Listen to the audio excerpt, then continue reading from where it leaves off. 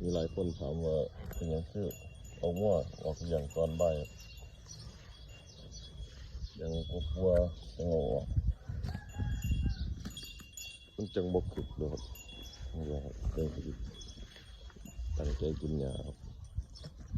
รู้สึกว่าเรียนว่ายังครับสำหรับง้อขอพันธุ์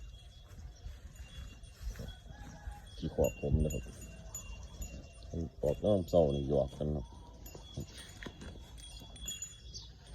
ออกตอนบ่ายเหี่ยวไม่ค่อยสนใจสิจะหยอกกันครับกินส่วนมาก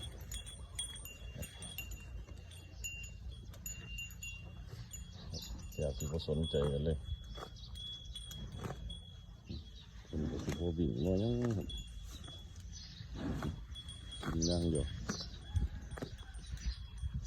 ลดความคึก